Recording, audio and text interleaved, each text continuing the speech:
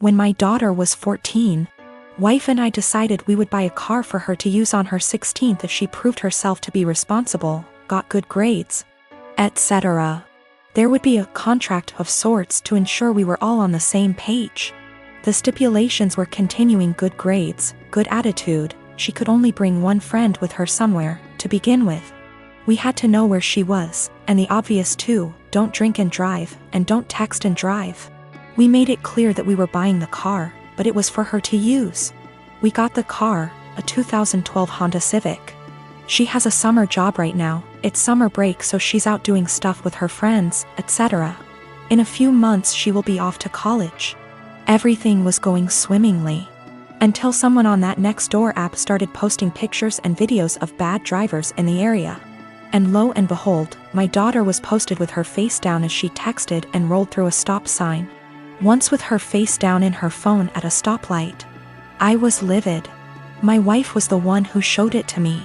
We found out there were more instances from her Instagram stories, and we decided, no. Wife and I up and sold the car. We didn't lose very much in the process, except of course our daughter completely came unraveled.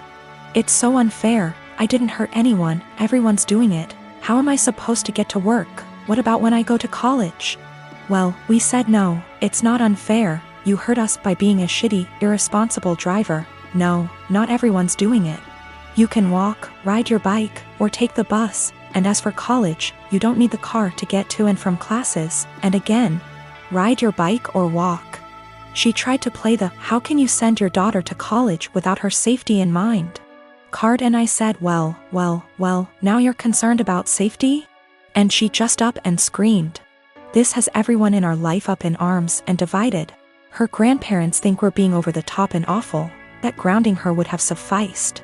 They've threatened that they will buy her a car again if we try to send her to college without one.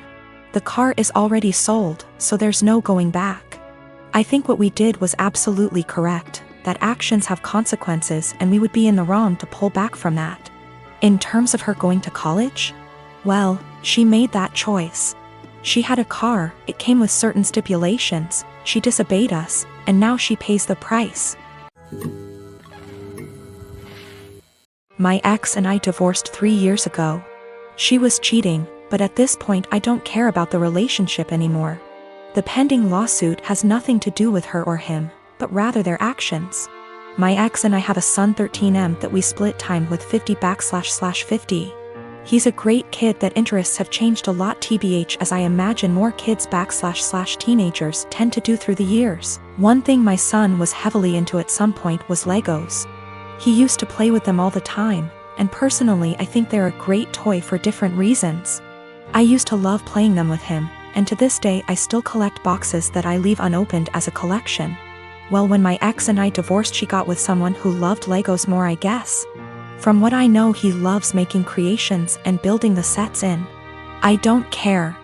Seems cool. He does one thing I think is very, very weird.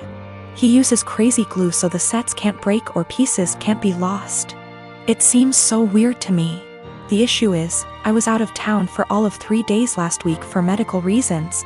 And my son wanted to get his PS4 so he could play it at his mom's. This isn't out of the ordinary at all, and he has a key, so he let me know he would be stopping over for it. I told him to have fun when I saw him on the entry camera. My wife's husband was with him, which was a no-no. I told him via speaker to not go in and to wait on the porch. He flinched but walked in anyway. I sent my ex a text telling her to call him and tell him he's 1 minute away from a cop call. He left my home with a bag in hand, which I didn't think much of because my son had his games too. Well, my son texted me later that evening and said he didn't know it at the time, but he's pretty sure SD took some of my sets. These are all old sets and 2 are worth big money. When I got home I confirmed the missing sets and called my ex. She had no idea, but he admired he took them, but it was so son could have the sets to complete his collection. My son doesn't even like Legos anymore and told his mom he wouldn't steal from me. My wife asked how much it would cost to replace them, and unfortunately it's more than their savings.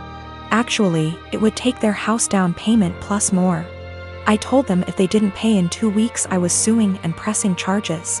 The price in the sets makes it a felony. My ex and her husband are saving for a house which would give my son more space when he's there.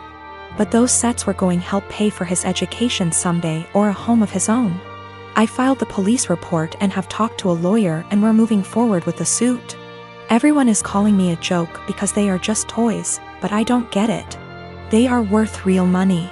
I'm not rich, guys. I needed those to help with my son's future, but again, taking this money does deny my son things at his mom's house. My sister Anna is special need. She has severe autism, and while she is verbal, most of her communication is physical, like sign language, due to her social discomfort. She does speak around family though, and has pretty bad cognitive skills. She can't comprehend boundaries and lives with our parents, so they can best watch her. I am getting married in 3 months. We planned a simple wedding and reception at my fiancé Michael's parents' barn and farm. Since it's all gonna be DIY and we aren't planning anything too expensive, we can do things pretty quickly since flowers, food, and decor will be provided by his family.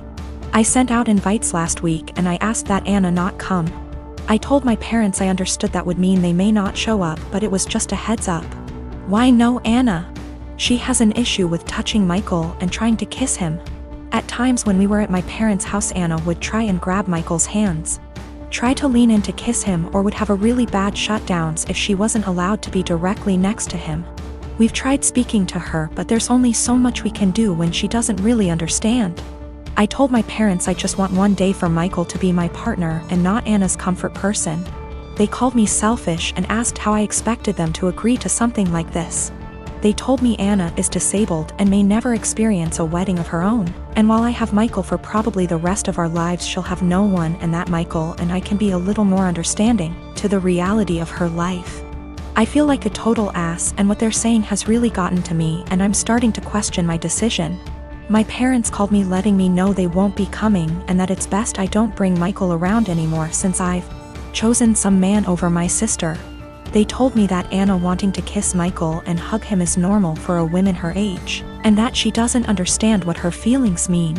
I suggested they try to redirect her during the wedding, but they said Michael is gonna be family to her and he needs to get over it.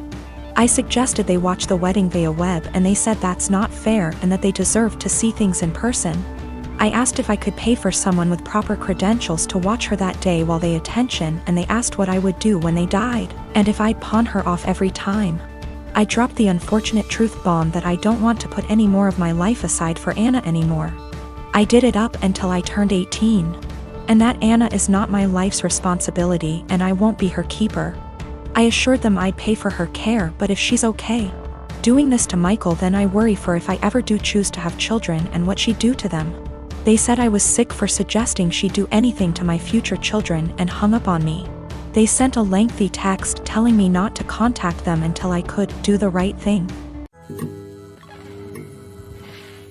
I am a 28 years old male, my partner, woman 34 years old, and I have been together for 5 years. She has a daughter, she's 8, from a previous relationship.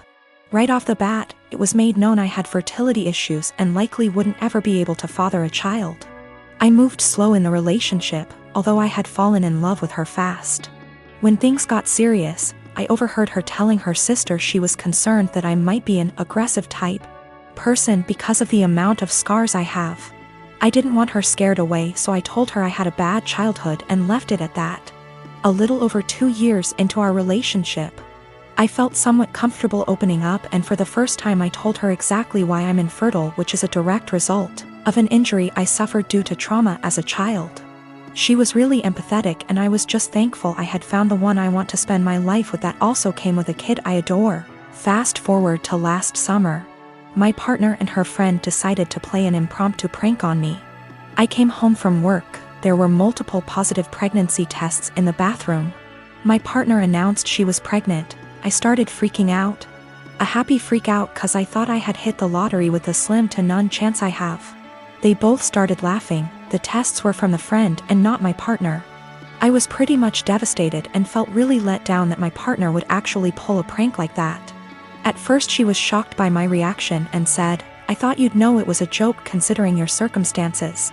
She ended up apologizing after realizing how hurt I was. 3 weeks ago she arranged a huge dinner with her entire family at our house. She had us play this stupid mystery game and ultimately announced to everyone she's pregnant. Her mother and sisters were deliriously happy. Immediately I got pissed thinking this was yet another prank, so I showed absolutely no emotions, which everyone caught on to. I said to my partner, either you're just mentally disturbed or you're cheating. That's pretty much when all hell broke loose. My partner's POV is that she was sincerely apologetic about the prank, and I should know her well enough to not think she'd ever pull that stunt again. She's also livid at me for ruining the announcement, embarrassing her in front of her entire family, causing them to think I'm a horrible person, and then finally insinuating that she's a cheater. I still stand by my claim that had she never pranked me, my reaction would have been different. I do find it odd she decided to tell me along with her family. Things would have likely went over better had she told me first, and then we announced it together. But I'm starting to think I acted immaturely, causing scene in front of her family, and I think that's maybe where I'm wrong.